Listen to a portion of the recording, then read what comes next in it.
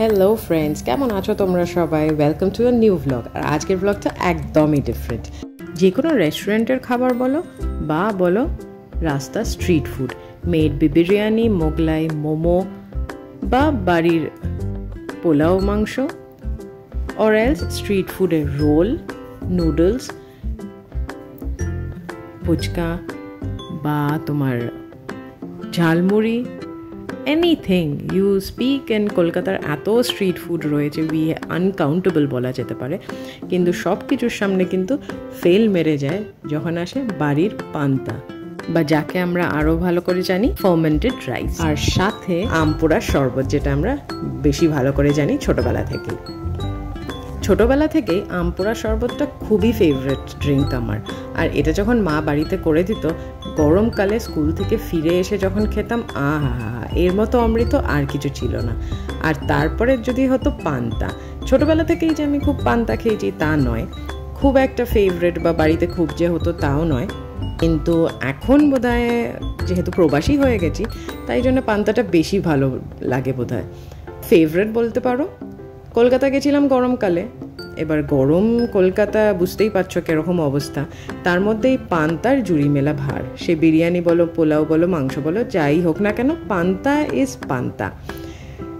তাই আজ দিদির বাড়িতে এলাম পান্তা পার্টি করতে আমরা সবাই।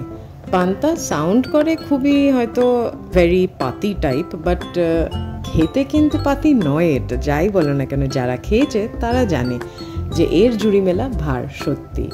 সাথে করেছিল মুসুর ডালের বড়া। এই চলছে আমাদের বড়া ভাজা, এখানে দেখো কতখানি বেটে রেখেছে, আর এই কিছুটা ভাজা হয়ে গেছে, আর আমি ওখান থেকে টপার টপ মুখে তুলছি। আর এরা সব ক্যামেরা শাই পিপল, কেউ ক্যামেরার সামনে আসবে না। সাথে আলু চোখা, আর এই আমাদের পান্তা almost ready and ready to B served. সাথে ছিল টক দই, পেঁয়াজ আর কাঁচা লঙ্কা তো কম্পালসারি। ওদের বড়া ভাজা অলমোস্ট ডান, আরও কয়েকটা আছে বোধহয় করবে। এই আমাদের মেন কোর্স।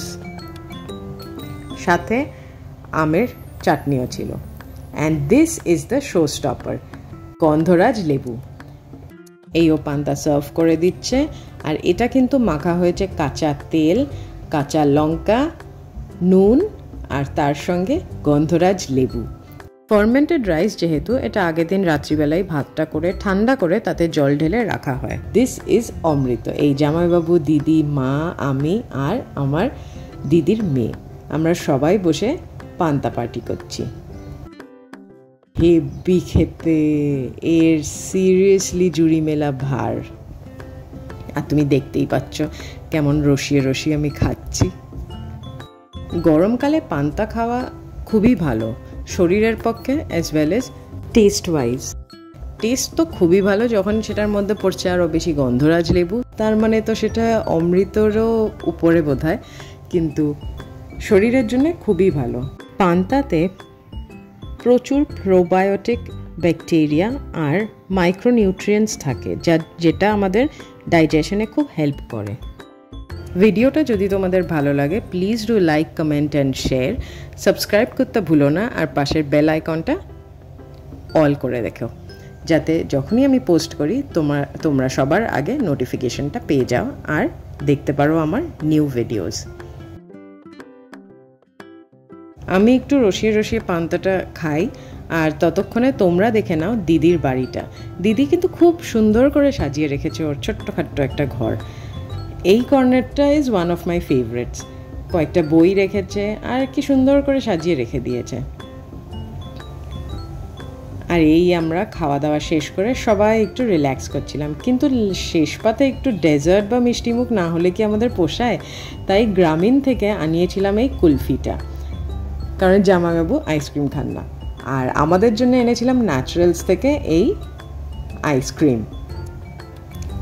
টেন্ডার কোকোনাট সবার ফেভারিট, তাই টেন্ডার কোকোনাট। এবার সবাই মিলে করছি আইসক্রিম পার্টি। মামার বাড়ির এই মেঝেটা না আমার বরাবর খুব পছন্দের। টাইলস বসানো, কিন্তু টাইলসটা এত সুন্দর আর এত ভালো ফিটিংস করেছিল, সেই কবেকার কথা, আজকের তো নয়। পান্তার আইসক্রিম খেয়ে আমি overwhelmed.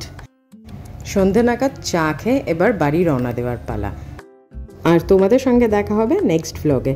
Till then tata, bye bye and take care.